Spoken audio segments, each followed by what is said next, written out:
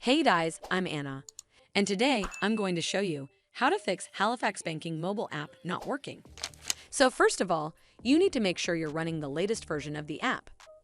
Open up App Store on your device, and then tap on this search icon in the bottom right corner.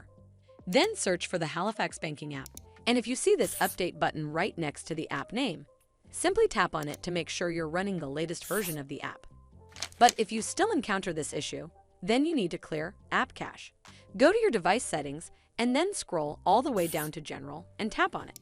Then tap on iPhone Storage. From here, search for the Halifax Banking app and then tap on it. Once you're on this screen, you need to tap on Offload App. Tap again to confirm. It'll take a bit for processing, and then a Reinstall button will show up. Simply tap on it to reinstall the app. This should fix the issue, but if it doesn't, then you need to completely reinstall the app. Follow the on-screen instructions to navigate all the way to the app page.